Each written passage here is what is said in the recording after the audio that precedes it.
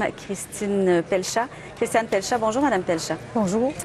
Je comprends que ce qui se fait en ce moment au Québec, selon vous, c'est pas la bonne voie et c'est pas assez? C'est pas assez pour protéger l'égalité entre les femmes et les hommes. C'est essentiellement ce que le Conseil dit. Le Conseil dit qu'il faut affirmer haut et fort la laïcité de l'État québécois pour protéger l'égalité des femmes. En ce moment, nous sommes dans une laïcité par défaut, c'est-à-dire que nulle part dans nos lois ni dans notre charte québécoise, on affirme que le Québec est un État laïque, c'est-à-dire qu'il y a une nette distinction, un choix collectif, qu'il y a une différence entre le religieux et l'État. Nulle part c'est fait en ce moment. Nous, on dit que le gouvernement doit maintenant procéder à cette déclaration de laïcité pour concrétiser et pour baliser comment cette laïcité doit s'exprimer. Je vous donne un exemple. Aujourd'hui, il y a beaucoup de confusion. Hein? Alors que le tribunal de Saguenay, le tribunal des droits de la personne dit au maire de Saguenay, tu ne peux plus afficher, tu ne peux plus réciter de prière.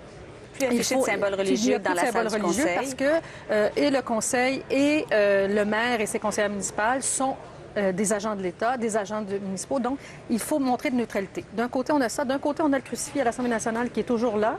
Alors, les gens sont un peu confus. On dit, mais voyons, qu'est-ce qui se passe? Le maire de Saguenay ne peut pas porter, peut pas avoir ses signes religieux, il ne peut pas rester de prière, mais à l'Assemblée nationale...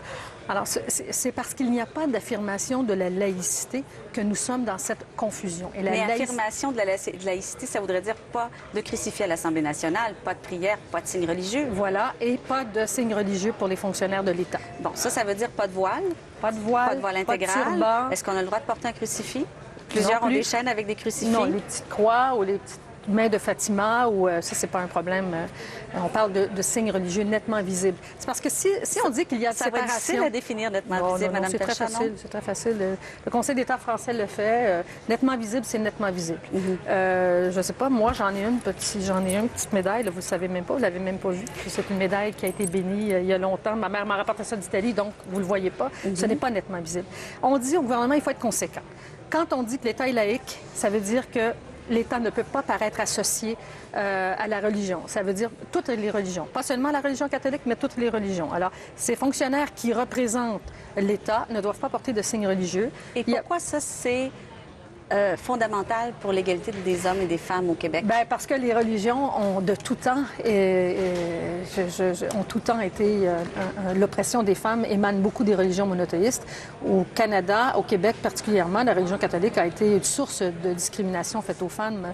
On a été la dernière province à avoir le droit de vote des femmes au Canada. Et encore, il y a au Canada des projets de loi pour recriminaliser l'avortement jusqu'à la session dernière. Donc, on voit que la religion a encore une emprise très forte sur nos mentalités et peut porter atteinte à l'égalité des femmes. Le temps file. Est-ce que vous croyez que ce que vous demandez, si le Québec voulait légiférer de cette façon-là, la laïcité vraiment complète et non pas ouverte, est-ce que ça passe le test de la Cour suprême?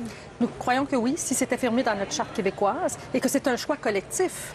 Parce que si, en ce moment, on dit au gouvernement, faites un choix collectif, on ne veut pas attendre que les tribunaux nous disent quoi faire ou ne pas faire. C'est à l'État, c'est au gouvernement du Québec de dire, voici la laïcité, ça fait partie de l'interculturalisme et du fait de comment se définit la nation québécoise. La laïcité ouverte, ça se veut de l'ouverture. Les mots font que ce que vous demandez, ça a des termes plus fermés. L'interculturalisme, il y a la Fédération des femmes du Québec, qui n'est pas du tout de votre avis non plus. Avez-vous l'impression que vous aurez de l'appui? Pas pour tout. La crainte de la Fédération des femmes du Québec, c'est qu'on cause une discrimination faite aux femmes qui portent le voile dans la fonction publique. Nous, on dit, la Commission des droits de la personne a dit que les personnes qui arrivent au Québec, les moins fervents religieux, sont les personnes dites de culture musulmane. Donc, on pense que ce n'est pas tout à fait exact.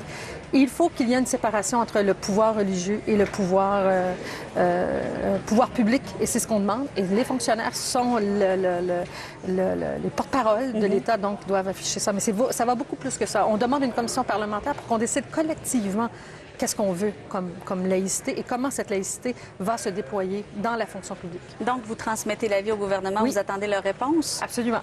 Mme Pelchat est présidente du Conseil du statut de la femme et il était question de laïcité dans notre quotidien. Merci beaucoup. Merci.